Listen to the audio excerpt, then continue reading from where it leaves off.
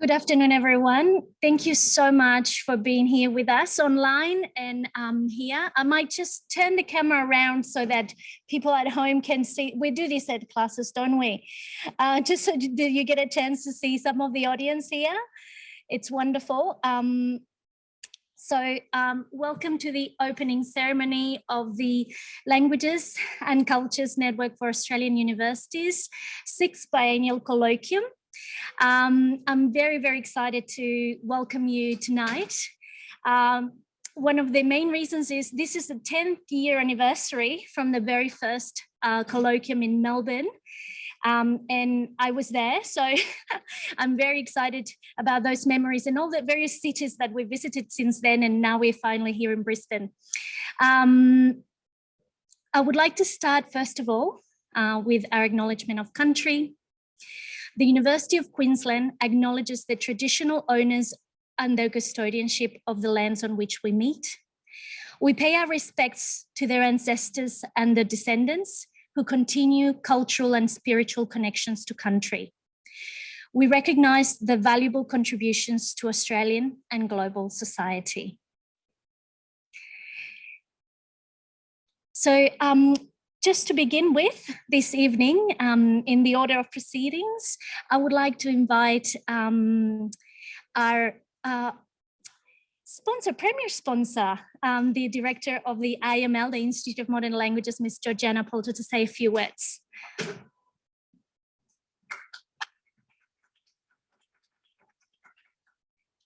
Thank you, Adriana. It's lovely to be here, and we've really appreciate the opportunity to be a sponsor of this colloquium. I'm the director of the Institute of Modern Languages, and we're part of the language learning engagement between the university and the community.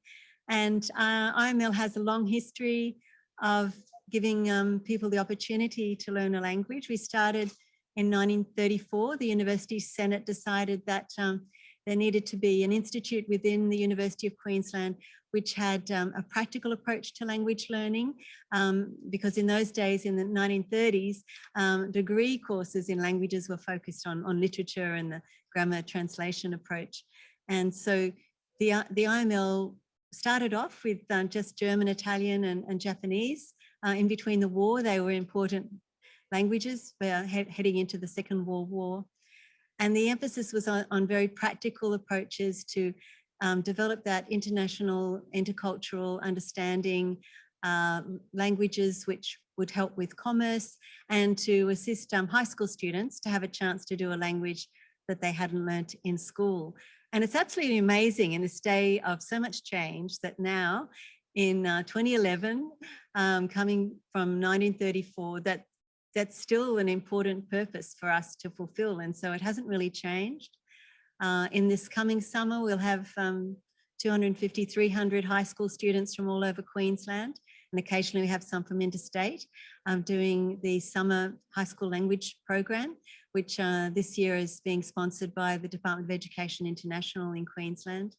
And we have thousands of students, which in the past were based in Brisbane, but now with COVID, we were forced to go online, and now people all over Queensland and Australia and internationally have a chance to do our courses. For example, an 80-year-old man in Allara, which is a small town near Toowoomba in southeast Queensland, is doing one of our courses online. Now, if you live in a small town like Allara, it might be the first time you've had a chance to do a more formal language learning like we have at IML. So we're really pleased to have this opportunity to offer courses in all sorts of languages. So we have 30 languages from Arabic to Vietnamese, and all the Scandinavian languages, Danish and Finnish and Swedish and Norwegian, lots of European languages and Asian languages. So lots of opportunities. So if you've got a spare moment and you want to learn a new language, there's a chance to do that with IML. So thank you very much for this opportunity to speak.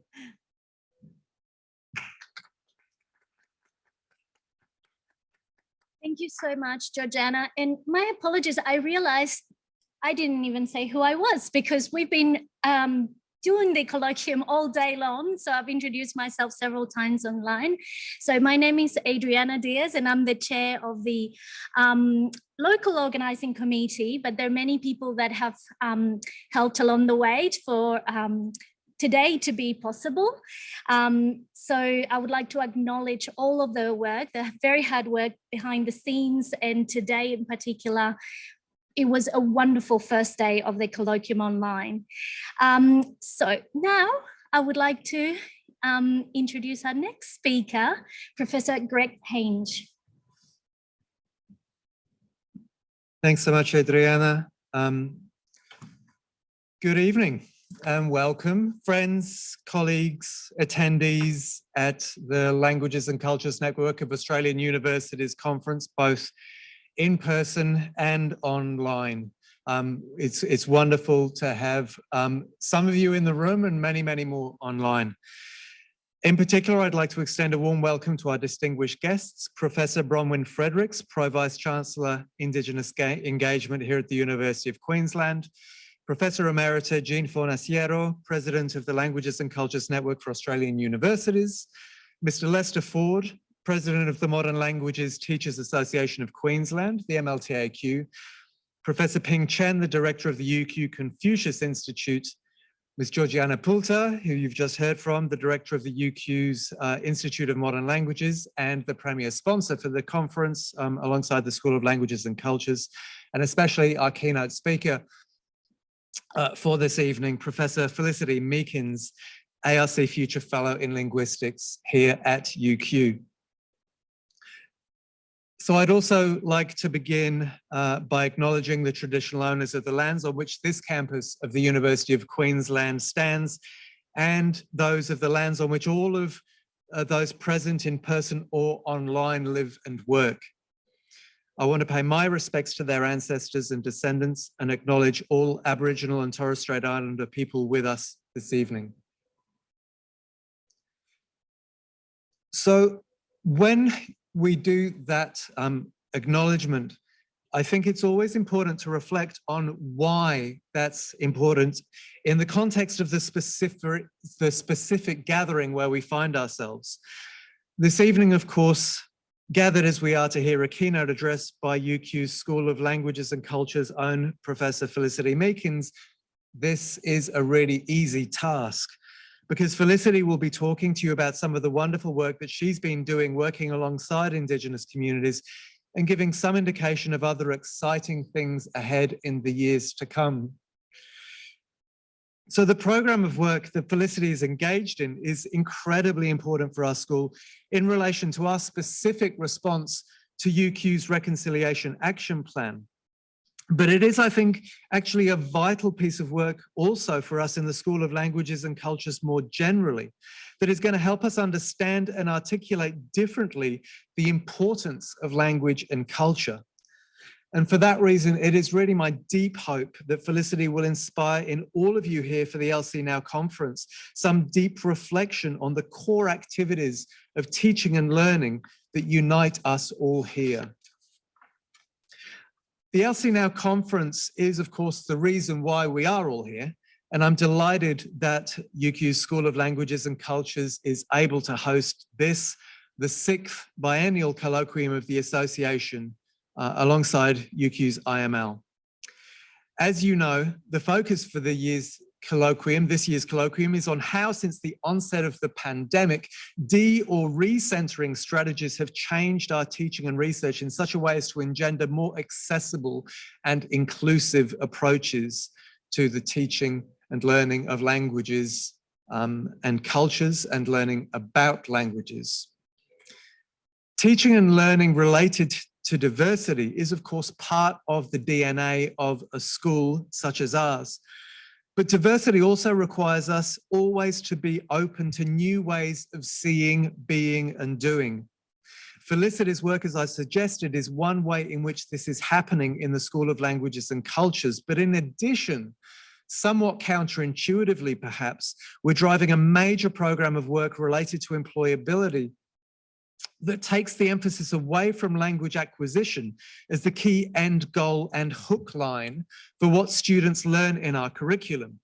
Rather, we're placing much greater and more transparent emphasis on the transferable capabilities that learning languages and about languages and cultures engenders in our students.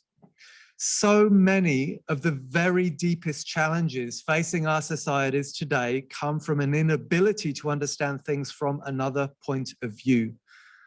We all know how social media platforms contribute to this problem, and I'm convinced that what we do in the School of Languages and Cultures and what all of us here for the LCNAU conference do on a daily basis is a vital part of the solution to that problem. Now, the past couple of years have been challenging for us all, but the opportunities because of this are, I think, immense. So I'm excited by the possibilities here.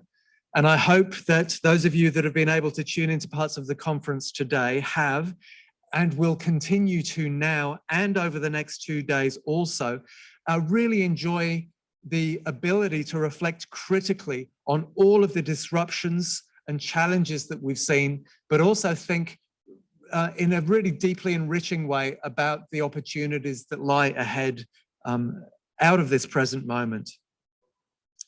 And so finally, following on from what Adriana just said, I really want to extend my sincere thanks to all of those who've been involved in the organisation of this conference, both those involved through LCNAU, but especially the colleagues in the school who've wrangled the logistics for this event together.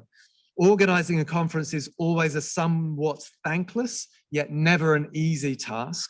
And to have to flip to an online mode relatively late in the day makes it all the more difficult. So thank you to all of you. And thanks to all of you here and online. You've got a real treat ahead with what you're going to hear from Felicity. And I really hope you enjoy it, get something from it, and take it with you into what you do in the future.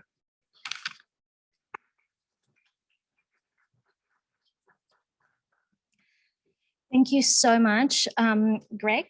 I think we are going to move straight we're going to hear from Jean later in the evening to close tonight. So we're going to move straight ahead to Felicity's presentation. So I would like to start by introducing Felicity, although Greg has already done a wonderful job. I just want to say a few additional words. Felicity is a non-Indigenous field linguist who specialises in the documentation of First Nations languages in Northern Australia and the effect of English on these languages. She has worked as a community linguist as well as an academic over the past 20 years, facilitating language revitalisation programs, consulting on native title claims, and conducting research into First Nation languages.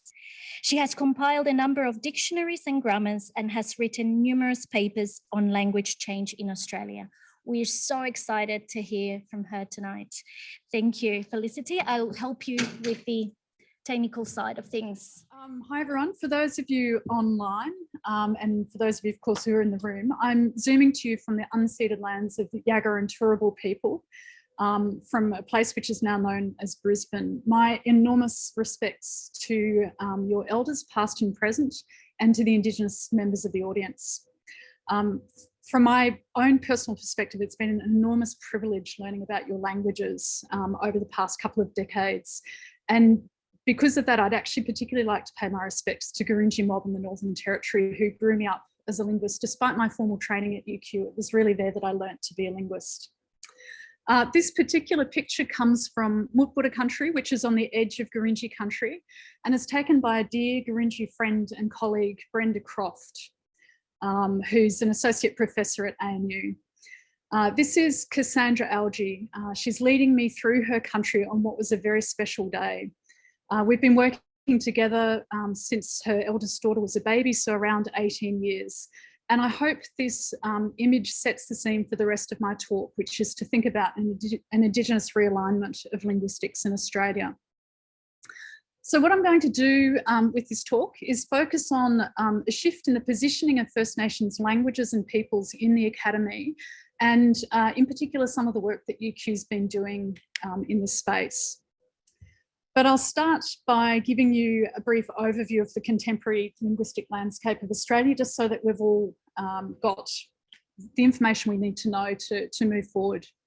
So prior to colonisation, there are around 250 languages, many more dialects spoken across the continent.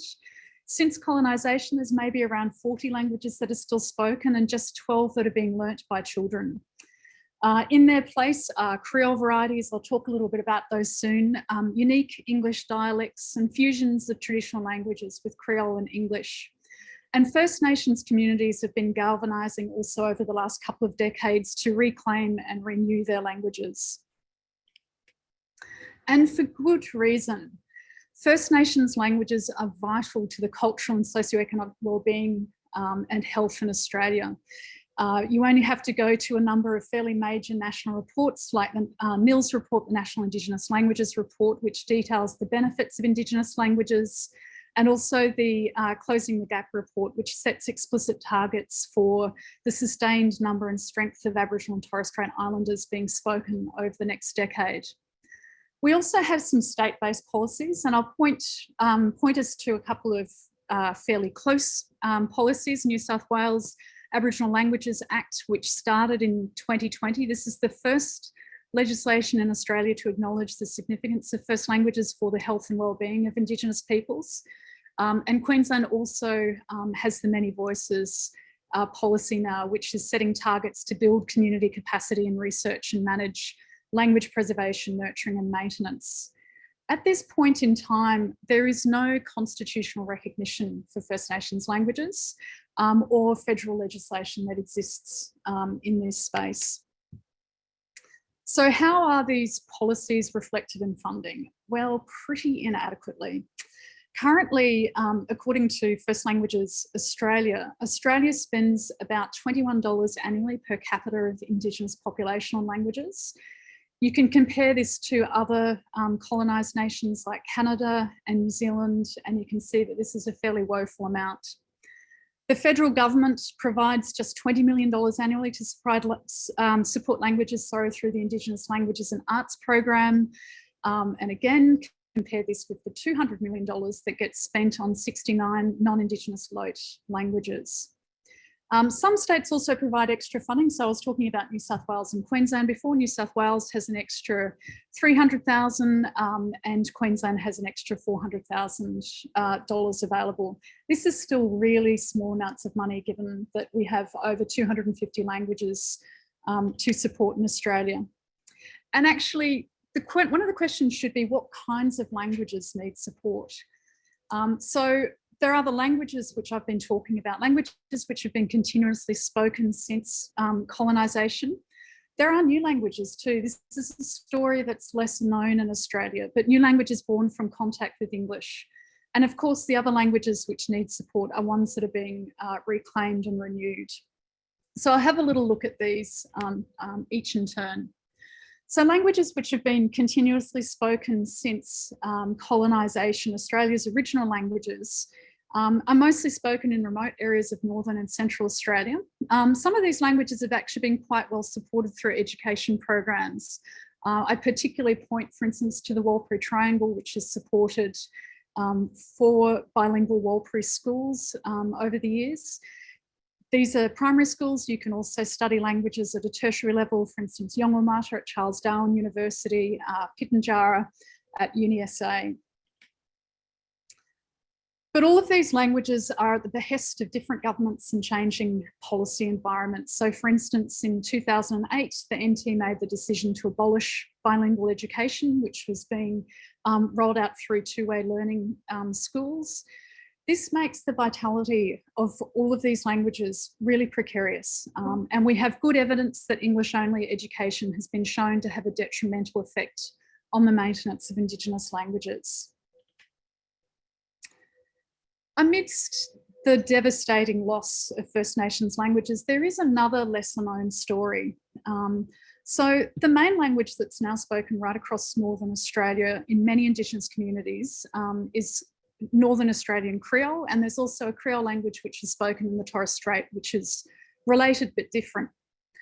These Creole languages use English vocabulary while preserving the sound system, semantics, and some grammatical features common to many Indigenous languages. The Creole itself, both of these Creoles actually derived from an English-based pidgin language which developed in the early Sydney colony and was brought north with the pastoral industry. So really the story of Creole is the story of colonisation. Other Indigenous languages have combined with Creole and English to create new languages. One of the best known examples of these is a language I've worked on for many years, Gurindji Creole. And also many Aboriginal English varieties still show really strong connections with traditional languages through different kinds of mixing strategies, the use of vocabulary, for instance, some grammar, other markers of identity. One point that's really crucial to note is that the ILA, the Indigenous Languages and Arts bucket of funding, the federal funding, explicitly refuses to support these new varieties. But for younger generations, these new languages represent the continuity of their local identity as well as their changing world. This is actually a really interesting and creative linguistic space that sits on the interface of tradition and modernity.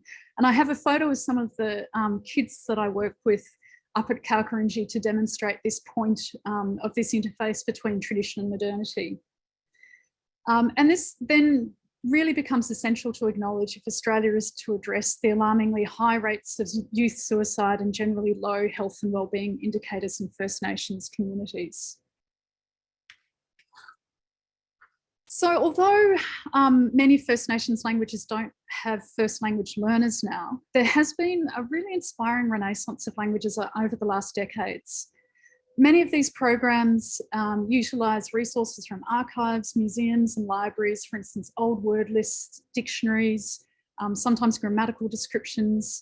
These archives can be places of real trauma and they can also be places of real discovery.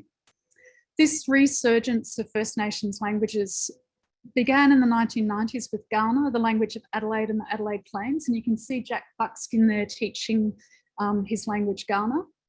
And since then, language revitalisation movement in Australia has seen the development of many different education programs, from language nests, which immerse young children in language, to tertiary level qualifications. So for instance, if we're thinking about Kaurna again, you can go to the University of Adelaide and learn Kaurna through a tertiary institution. But these language renewal activities aren't just limited to the classroom. First Nations languages are also finding their place in artistic expression. So for instance, this is an example of Sonia and Lisa Carmichael, who are Quandamooka Mugi artists from Minjarrabah, just off Brisbane. And they embed their Jundai language in their weaving and cyanotype works. You can see an example of one of their woven works here. So this, as I said, is an example from Perth of Clint and Kylie Bracknell, who've dubbed the Bruce Lee film Fist of Fury into Noongar, which is the language of Perth and the surrounding region. And I'll talk a little bit more about this shortly. And First Nations languages are also finding their place in literature. The Wiradjuri language forms a really important part of Tara June Winch's Miles Franklin award-winning novel, The Yield, and also Anita Heiss's recent novel that you can see there. And Nadi Simpson also uses Yuwalarai in her song, in her book, sorry, Song of the Crocodile. First Nations languages are also having a really crucial part in many ranger programs across Australia. So most fundamentally, Indigenous names are being repatriated to national parks. We saw a really recent example of this with the Butchulla name Gari, which was recently repatriated to Fraser Island in Queensland. This is an example from work that I've done where the Gurindji language forms a really integral role in the Mungura Ranger group at Kalkarindji in the Northern Territory. So this is an example of a series of posters that we've produced. They're plant and animal posters, and they use the Gurindji language to document the cultural knowledge of local fauna and flora. And this is Helma Bernard and Harlan Scobie, who are, this is during one of the poster projects. Okay. So that was just a snapshot of the contemporary linguistic landscape of Australia, current policy and funding environment. Now what I'd like to do is focus on the work that's been undertaken by linguists, to this point, mostly non-Indigenous linguists through universities before I want to talk about the realignment of Indigenous linguistics in universities. So for the last maybe 4 decades or so, there's been a concerted effort by linguists to document highly endangered First Nations languages. And this aligns with the desires of older generations of First Nations people to document their knowledge and make sure that it's passed on to younger generations. Linguists are also interested in First Nations languages in and of themselves. They are some of the most grammatically complex and interesting languages in the world, and they embed social, cultural and ecological knowledge in their grammars in really unique ways that you don't see elsewhere. So linguists are really interested in understanding the genius of these languages and the contributions they can make to theories of language and mind. Often these two enterprises, so language revitalisation on the one hand and language documentation or theorising on the other hand, have been seen as separate. But I want to show you how linguistic research under the direction of First Nations communities contributes to the sustainability of Australian languages and also our knowledge of how languages and the human mind works. So I was very privileged at the end of my master's degree, which was here at the University of Queensland, to go to Katherine in the Northern Territory and work for an Indigenous run language centre. And this is where I encountered this family of languages called the Muminyapa languages for the first time. This family of languages are some of the most endangered of losing speakers in the world. Through work at the Language Centre and also through a number of grants, for instance, ASSA grants and fellowships, and also the Centre of Excellence for the Dynamics of Language, we've been dedicating resources, students and postdocs to these communities to document these languages so that there's good records of them.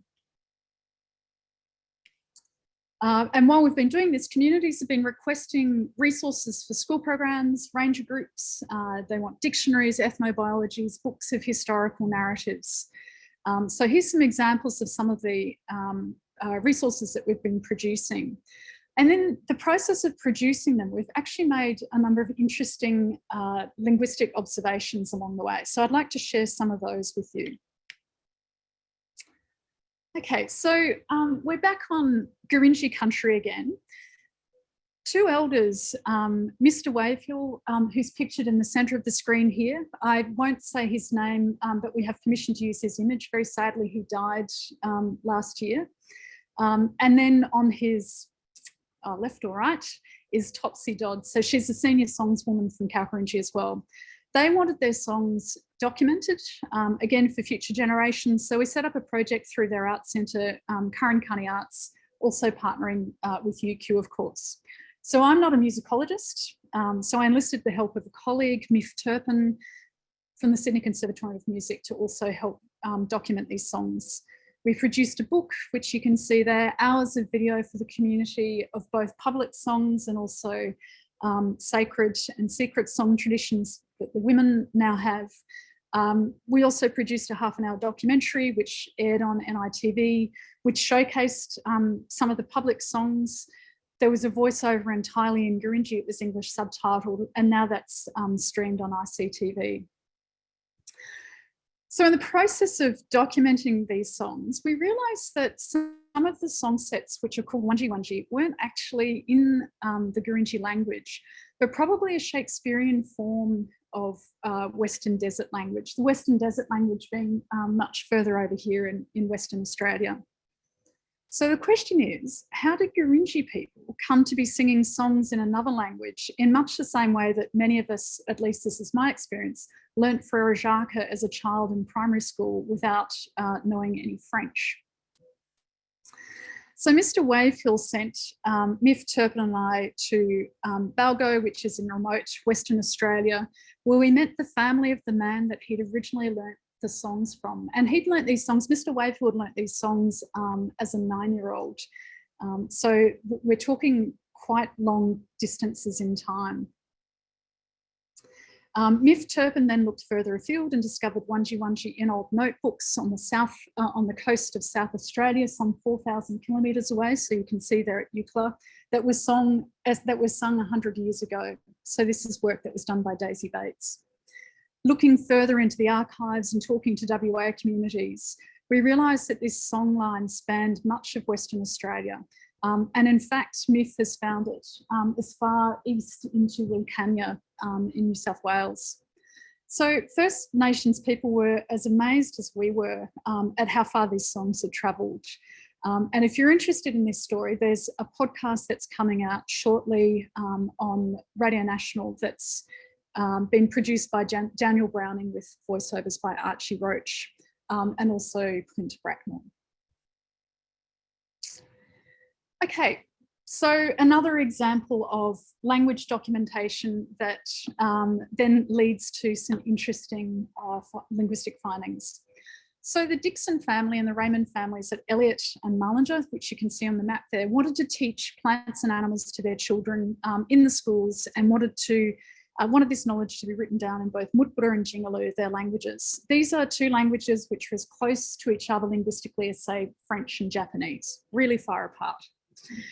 So again, I'm not a biologist, so we enlisted a bit of expertise from Glenn Whiteman, who helped us with this documentation work. In the process, we realised that Mutbura and Jingaloos share 65% of their nouns, but each have their own grammars. This is really unusual. And what's even more unusual is that the nouns are evenly borrowed between the languages, which is almost unheard of in the rest of the world. Usually in situations where people live in close proximity, it's the grammars of the languages that converge, but people maintain their own vocabulary as a marker of separate identities. We see this a lot, for instance, in the book and Sprachbund. So what's going on here? Well, around 200 to 500 years ago, it's hard to tell with timescales, Mutbura people settled in this particular area and married into Jingaloo people, introducing Mutbura into the area. The bilingual borrowing of nouns suggests that the potential encroachment on Jingaloo people was actually handled with diplomacy. Mutbura people were moving onto Jingaloo land, a situation where Mutbura people could have been characterised as refugees or colonisers. But the linguistic evidence suggests a lack of prestige differentiation and a high degree of mutual respect between the groups. Now Mutbura people and Jingaloo people form one community for ceremonial and land ownership purposes. They share a single kinship system.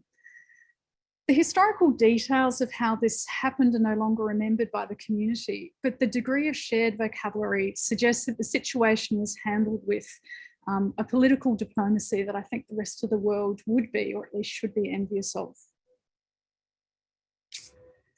Okay, so back to Gurindji country. Again, we're thinking about a particular section of language which Gurindji mob were really keen to make sure was documented because they were concerned that younger generations weren't learning. So in this case, this is concerns cardinal direction, so north, south, east and west. So most First Nations languages in Australia express most kinds of positions of objects in space according to cardinal directions rather than left and right, which speakers like myself, English speakers, use. So people will say things like, put the flower to the north of the Vegemite in the cupboard, or there's a fly on your west shoulder. So this attention to cardinal directions has cognitive effects that show that Gurindji people have a mental map of the world, probably anchored in the trajectory of the sun, but that's in constant operation regardless of what time of day it is. And actually this system is so entrenched in the language that it's also used in Gurindji Sign Language. So here's an example to bring in my friend and colleague Cassandra Algie again, demonstrating the sign for tomorrow and yesterday. And you'll find that they're geocentrically orientated. So here she's facing east. So tomorrow is signed over her shoulder, but actually if she was facing north-south, it would be signed across her body.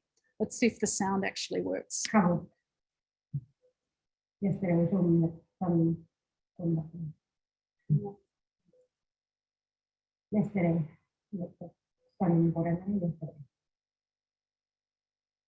Okay, so what you see here is a really interesting time-space remapping.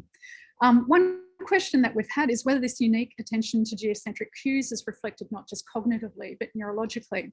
So whether Gurindji people have a hardwired magnetoreception. And this is a sort of magnetic sixth sense, which has been lost in most human populations as a result of so-called Western civilization.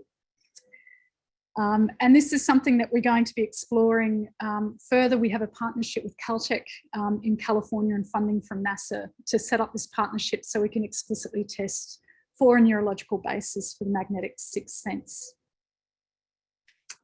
Okay.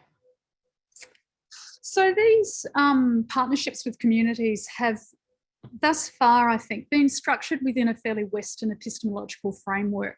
And I think one of the most obvious manifestations of this is the siloing of language from other kinds of knowledge. Yes, we've partnered with Indigenous elders, community members, rangers, artists and scientists to document these languages. And yes, these languages are making lasting records of this work is making lasting records of these languages. But it's usually in traditional forms favoured by linguists, dictionaries, grammars, and text collections. This siloing approach to language reflects the academy and its siloing of disciplines, as we know. But following the lead of Indigenous communities, we're also transforming interdisciplinary research within the academy, I think, by anchoring linguistic research in First Nations artistic, cultural and land-based practices. And I'm going to give you an example of this from the Gurindji History Project. And you can see again a picture of Mr. Wavehill here, who sadly passed away last year. He's one of the key elders and storytellers with this particular project. This is from the front cover of one of the books that came out as part of the project. So I'll use Dylan Miller's painting, which maps out the Gurindji History Project to explain how the project was undertaken. It was a major collaboration between Karankani Art and again the Munguru Rangers. The book Ejini that resulted from it was the first book where Australian history was told by Indigenous eyewitnesses and their descendants entirely in their own language, Gurindji. And this was actually a point that was celebrated by Tara June Winch in her review of the book. The project was based around storytelling. So for instance, this is Blanche Bungari, who's passed away but a long time ago, so the family are happy for her name to be said. She was an exquisite orator. And in this particular photo, she's telling a story to SIL linguist Helen McNair in the late 1970s about the 1924 Wavehill flood, which wiped out the original cattle station. She was a young girl at the time, so her story gives the perspective of a young girl watching cattle and pumpkins bobbing past. It's a really beautiful story. The story we then spent a lot of time researching around, so as archival material, you can see an example there of a page from the police book from Wavehill Station. There were newspaper reports, archive photos, which you can also see there. And also artistic responses, which I'll talk about shortly. So this is Sarah Oscar, who's a Gurindji artist who was painting a response to the story, and you can see the animals bobbing past in the mind of Blanche Bungari as she's telling the story. So note that the use of archival material is not to verify or prove a Gurindji story, it was true or not, but it's to map the Gurindji historical framework onto a Western historical framework to help Western readers contextualise the stories. So many of the stories in this particular book come from dyads of linguists and Gurindji elders working together. Most often the stories are told by a single Gurindji speaker, but usually with one or more Gurindji, what they call witnesses to verify events. So they're always told to an audience. And these stories were done across many projects and organisations, and the materials are housed in a number of archives like ASSA, for instance. Okay. Once we had the set of stories together, we had large meetings to discuss the overall structure of the book, what to include, how to go about it, where we were going to visit particular sites, issues of copyright and intellectual property, who to ask for consent where people had passed away. We also had smaller meetings to nut out Gurindji transcriptions and English translations, and slightly larger meetings so that large groups could listen to the entire content of the book. So it was about 9 hours of storytelling to make sure that everything in it was open, to sort out the identity of unnamed characters, and also to make sure that there was a consentful and transparent process through the whole project. We went on country as part of this. So we had large flotillas of troopies, to say the least. At 2 points, we had a helicopter, which was great. This was again supported by the Arts Centre and the Ranger Group. We visited sites on the old stations, so Wakefield Station, Bunya Station, and the Duggaragri Aboriginal Land Trust, places that were relevant to the stories. We had out there, as you can see, elders, rangers, and the elders told the stories to the traditional owners and their descendants, and rangers who were learning about country, making notes about sites that needed preservation, for instance. The artists were there. There were photographers, including Brenda Croft, who's provided most of these beautiful photographs, and also the two linguists who edited the book, myself and Erica Trolla, who were checking details on country. Okay, we then ran an artist camp at Wadajkon, which is on Gurindji country. So the camp was run through Karankaani Arts. It was run by myself, Brenda Croft, and Penny Smith, who was the manager of Karankaani at the time. So elders, again, listened to stories. The younger ones also listened to stories and then painted artistic responses to those stories. And one of the results of this is an exhibition called Still in My Mind, which is curated by Brenda Croft, which is currently touring nationally. It's currently Melbourne Museum. Sadly, the ANU exhibition at Drill Hall was cancelled, of course, due to COVID. But again, you can see Dylan Miller's painting that I started with hanging in the exhibition. Okay, so up until this point in my talk, I've been talking about language projects which have mostly been managed by non-Indigenous linguists under the direction of First Nations communities. And there are some notable exceptions. For instance, the broad-reaching work of bachelor linguist Jeannie Bell in southeast Queensland, Jackie Troy, who's one of Australia's first Indigenous linguists, she's now at University of Sydney, and Clint Bracknell, who's a Noongar linguist, more on him shortly. So what I want to do now is talk about specifically about what we're doing at UQ in trying to bring about an Indigenous realignment of linguistics. So I'll talk about a few things. We're currently establishing a professionally orientated course in Indigenous language reclamation and revival. We're developing a number of pathways, for instance, researchers into Rhd programs, undergraduate students into honours via the summer and winter research programs, and also high school students into undergraduate linguistics through the Inspire U camps. So the first HASS Inspire U camp is starting next year, and linguistics will have a nice role in that. So we're also building various partnerships and providing work on the direction for Indigenous languages and the data Commons of Australia project, which is being led by Michael Hoare.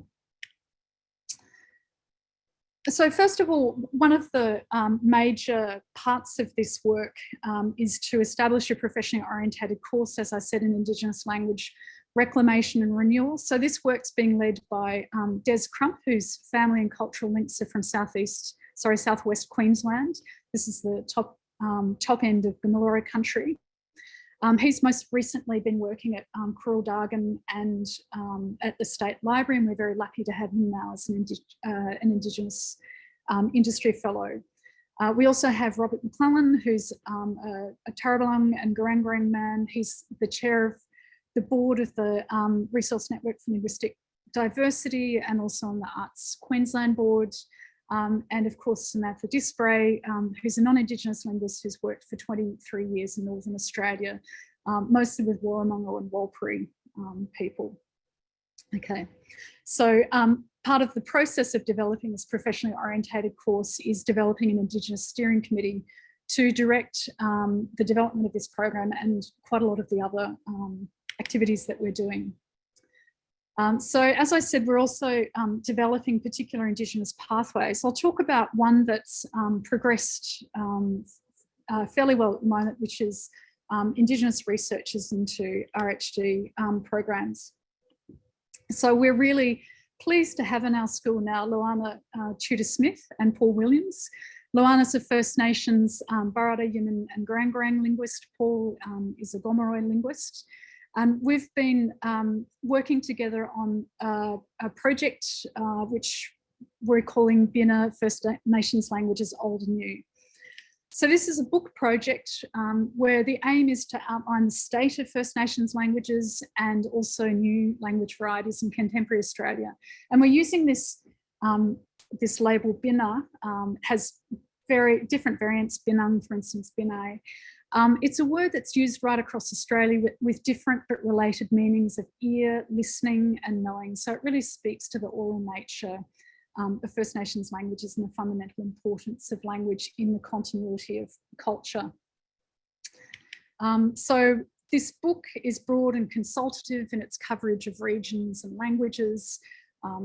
As you've seen, languages that are still spoken, new language varieties, Creoles, varieties of Aboriginal English. And the idea of it is to showcase the rich linguistic pluralism that existed before European arrival and continues to today.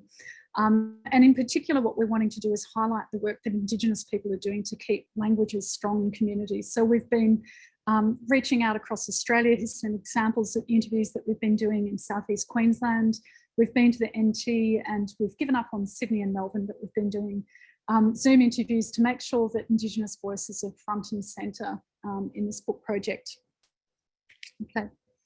Another initiative has been the Spinning a Better Yarn Zoom series. So this is organised between the Indigenous Alliance for Linguistic Research, the Centre of Excellence for the Dynamics of Language, and the Sydney Centre for Indigenous Research and the Research Unit for Indigenous Languages, essentially ANU, Melbourne, Sydney and UQ, but we've all got our badge on it. So this is a study group which talks about topics of relevance to Indigenous communities involved in linguistic research, linguists more broadly, and it's about framing a new ethical model for linguistic research based on a human rights agenda.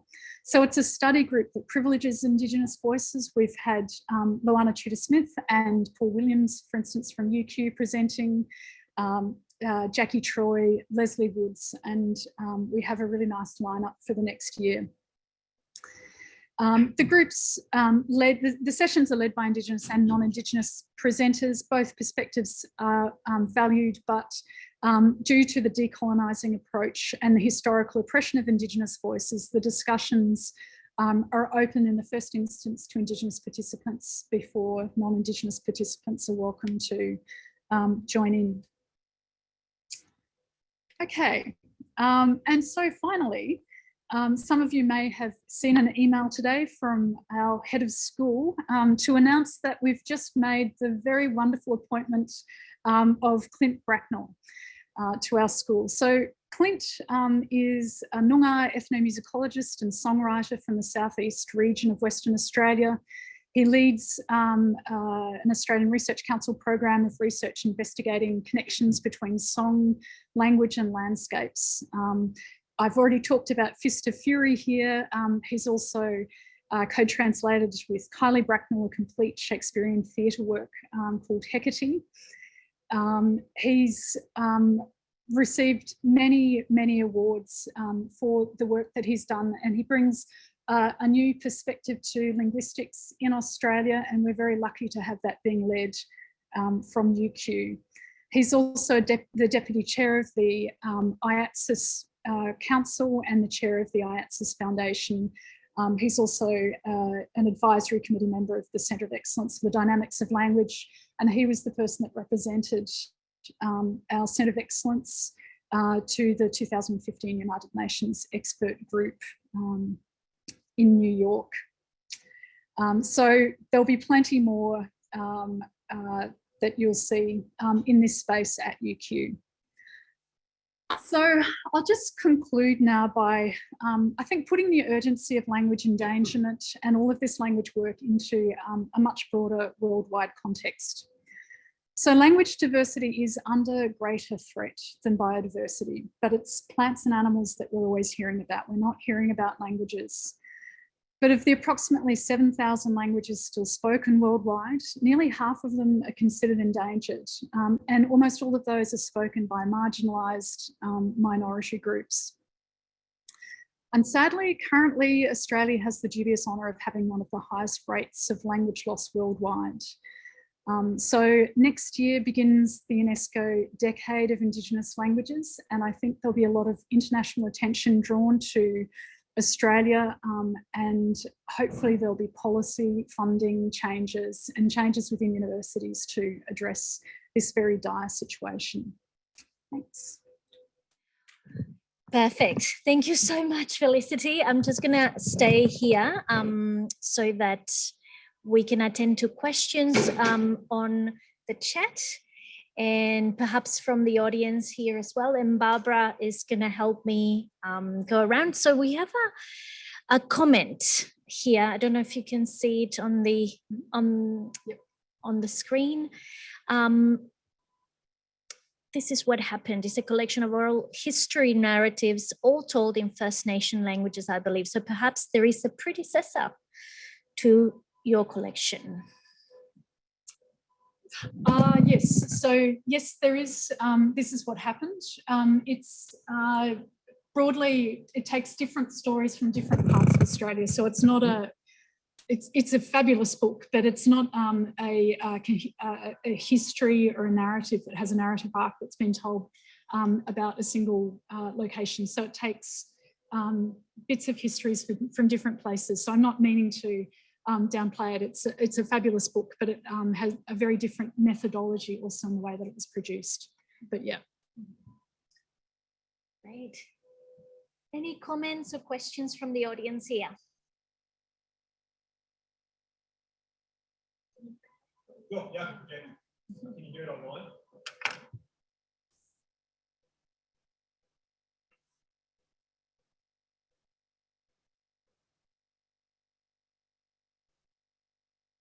Okay, thank you. How's that? Levi Durbidge from the University of Sunshine Coast. Thank you for that wonderful talk. Really, really exciting to see what's going on in this space. I had a little bit, I guess, tangential question. And that question is, in your kind of, in your work that you've done with Indigenous communities, have you seen any kind of different conceptions of language systems or ways of thinking about language within those communities? And I'll just explain what I mean. For example, some Native American tribes conceive of the language of babies and animals as our first language. And then the language of the speech community is the second language. So it's a very different way of thinking about language than we often do, I guess, in language learning context. I'm wondering if you come across different ideas that around there, of that kind of space. Thank you. I mean, that's a massive question, and Australia is made up of at least 250 different nations, and different groups have different ideas about languages. And I don't think that I can speak on behalf of groups about language ideologies as such. There are certainly different modes of language. There are language that's directed to children. There are sign languages. The sign languages have different particular cultural contexts. Facial expression forms a really important part of language. I don't think this is what you're getting at. I think you're getting at something much broader, but I don't think that I... upsetting the kind of Western perceptions of yeah, I'm not sure that I understand that. Yeah. We have another question from the online audience. Felicity, just here on the screen. Thank you for a very interesting talk. And there's a comparison to other situations. Hi, it's James Walker. Yes, yeah, Midchief is an example of a mixed language. It's a little bit like Gurindji Creole, so it mixes French noun phrase and nouns with Cree grammar. Cree's a really crazy language. If you're a linguist, it's a polysynthetic language. So the verb system is extremely complex. So it's a very interesting mixed language. It's probably the first of the mixed languages that were identified. It's got a fairly similar structure to Gurindji Creole. So I think James was just drawing attention to it. Yeah, thanks. Felicity, hi. So look, I was really struck by the figures you gave about the relative levels of funding. And obviously New Zealand was the standout there that you gave. I'm just wondering if maybe you could reflect on, I guess, what is best practice, what we should be aiming for, and based on what's happened in other areas where there has been much longer and more significant investment of both people and resources and money. Now, what are some of the things that we can already start to be trying to move forward? And I guess especially thinking about that timeline that you put up at the end there, you know, going through to 2032, what are some of the things that we should hope to be achieving in that time frame?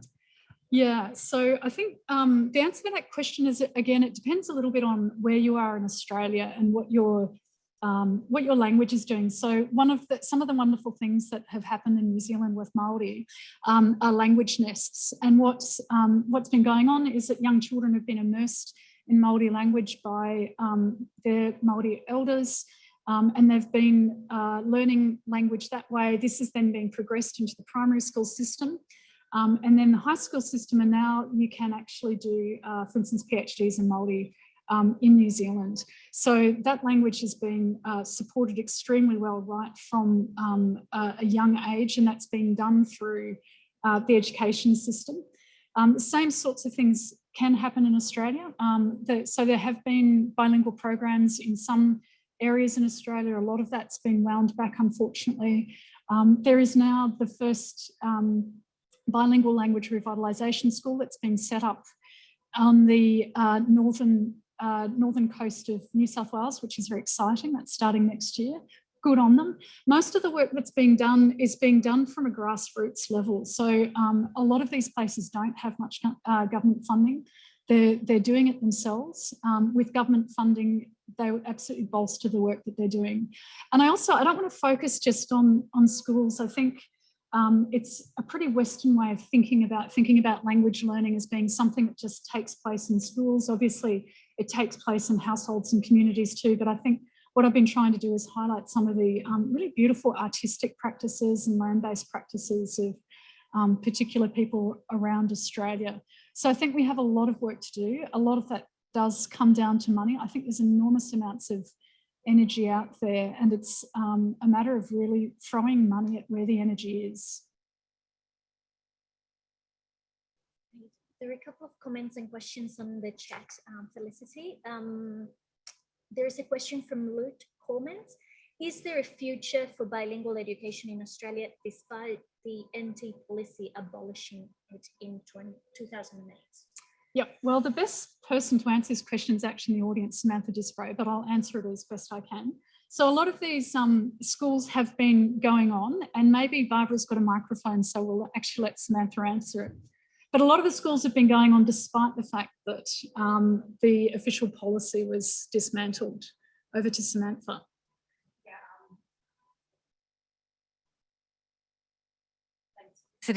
Yes, the policy made it very difficult for the bilingual program to proceed. And you're right, some schools sort of went ahead anyway, continued doing what they're doing. The Education Department in the Northern Territory would say that it never actually outlawed the program. It simply changed its focus. And now there's a return to that focus. And so there's some fairly heartening developments in the Northern Territory. And I think that given the sort of national and international attention that Felicity's talked about here, we might see some really positive things grow from that. But when we think about the infrastructure, the really architecture of a territory-wide program of bilingual education that was sort of crafted in the 1970s and 80s, that's not there now. So there would be a lot of work. So going back to that question of, good practice, we can look back to some of those sorts of movements to see what would be the elements of good practice to ensure that in the future. But yeah. Yeah, and just to add to that, a lot of good frameworks are in place. So, for instance, the Northern Territory has the Indigenous Languages and Cultures framework, the ILC, which is fabulous. The national curriculum has based a lot of its own framework on it. However, Indigenous languages are the only part of the Northern Territory curriculum which is not obligatory or compulsory. Therefore, the government doesn't fund it, and it's up to individual principals and schools to decide whether they want to use their discretionary funding on this. So there is a lot that can be done at a policy level as well as a funding level to make sure that languages are really well supported, whether they're languages that are being revitalised, whether they're languages that still are being learnt by children.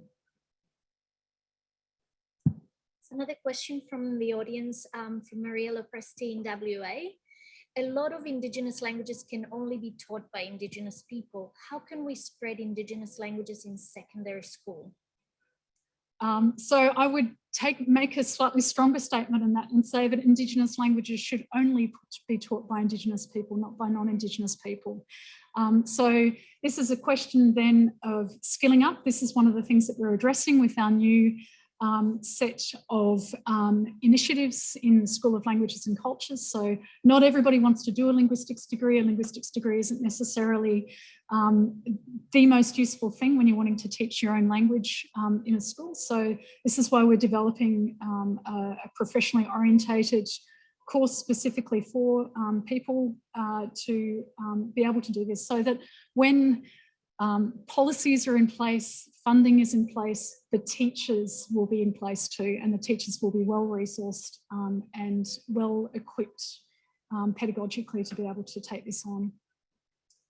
I think we have one last question from Snow. May I ask two questions? For language that has only extremely limited number of L1 speakers, like Jingulu, how can linguists ensure the reliability of the documentation, and how do linguists observe the various differences? The variety differences. Yeah, so for many languages in Australia, there is only documentation, so there are no longer speakers of those languages.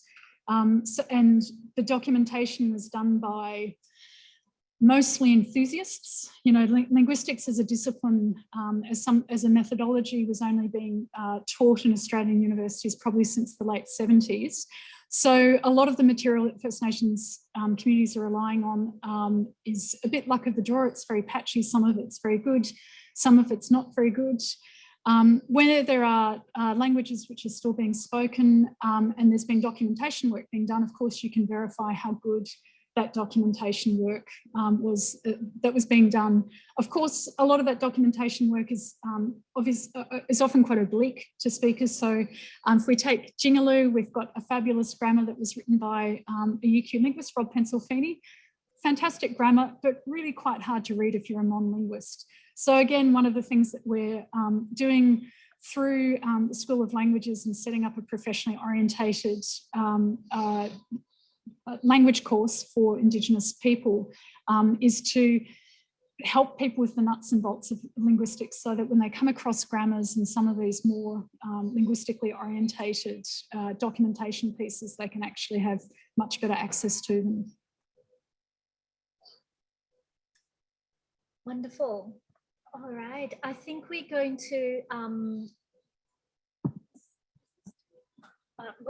close the questions, and we're going to please join me in thanking Felicity again.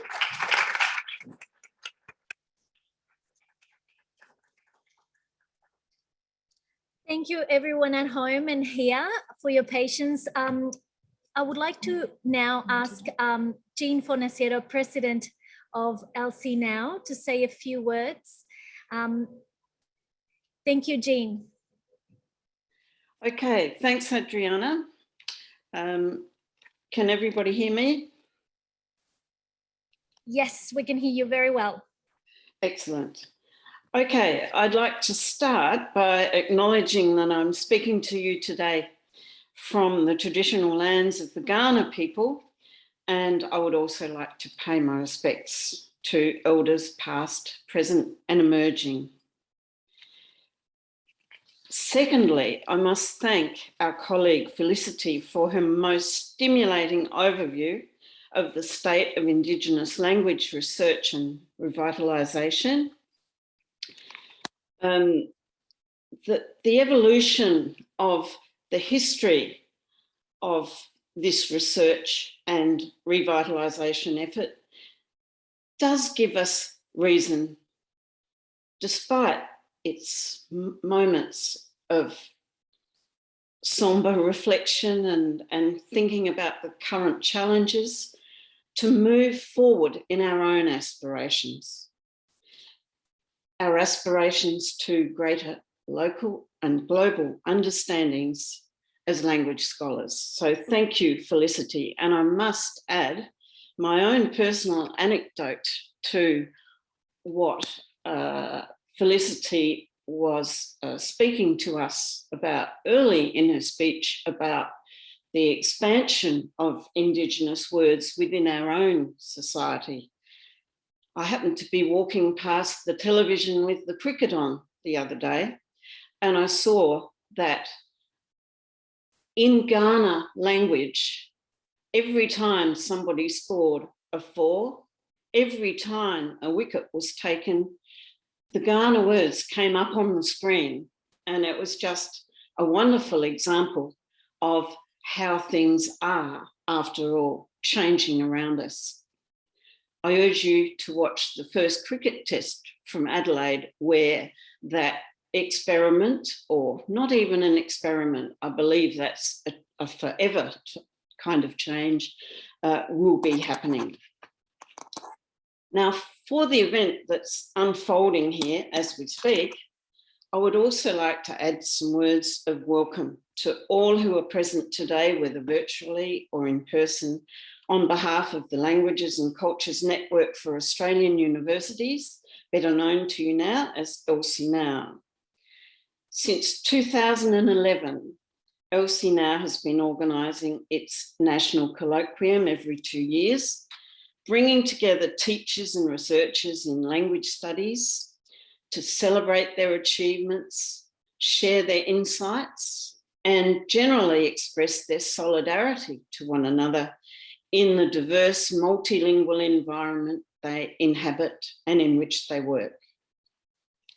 So in this second decade of our shared associative life, we're delighted also to acknowledge the support of the University of Queensland for the hosting of what is now an iconic event, noted for both its conviviality and its intellectual rigour. From what we've been promised in the program and seen in the sessions we've already attended today, the colloquium will more than measure up to its predecessors. For this, we owe our deeply felt gratitude to the School of Languages and Cultures, to my dear friend and distinguished language scholar, its head, Professor Wadajkon, and its organising panel, one and all. Let me just add a special mention of the chair of this team, Adriana Diaz, a greatly valued member of LCNAU's own committee, and a colleague whose qualities will become more and more evident to you all, if they are not already, as the next few days unfold. Thanks to the work of Adriana and her team, we know that you have been and will be treated to an engaging program of activities covering a wide range of our common interests in teaching and research, and delving into languages without distinction and across the board, Asian, European, Indigenous. We speak together in this way across artificial historical divides. Not only does this shared discourse demonstrate how united as a discipline we can be in pursuing our interests, but how well placed we are to defend them in an Australian tertiary sector that provides us with constant challenges to that unity. Now, one of our best means of providing the evidence of our integrity as a discipline, of our value and our values, is, as we know, through the dissemination of what we know. This colloquium will provide that opportunity in that we will be producing, as a result, one of our first 2 volumes in the new open online access series entitled LCNAU Studies in Languages and Cultures. We hope to launch our first volume in 2022 from another great colloquium in 2019. And in 2023, we'll be devoting a volume to this most timely theme of the present conference, decentering and recentering our languages. From that point of view, then, the colloquium theme could not be more apt. As we move through the colloquium program, we would do well to reflect on how the decentering impact of recent events in the world and in the university sector have enabled us to recenter our efforts on all that inspires and binds us. Our grateful thanks to the University of Queensland for providing us with just that opportunity. Now, without further ado, I know it's been a long day for you all. I can pronounce the colloquium well and truly, very well and truly open. And I greatly look forward, as you all must be, to hearing all that the next 2 days will bring us in the many tongues that we speak. On that note, I wish you all une bonne continuation. Thank you. Thank you so much, Jean. Thank you. Thank you, everyone. I think we're just very punctual today, despite some technical difficulties. But thank you again. Thank you, everyone online. We look forward to seeing you over the next 2 days in our Teams channel. And here, for the people present here tonight, I would like to invite you to stay for a little bit longer so that we can do a little bit of networking and catch up. Thank you again, everyone online. We're going to close the session and catch you over the next 2 days. Thank you so much.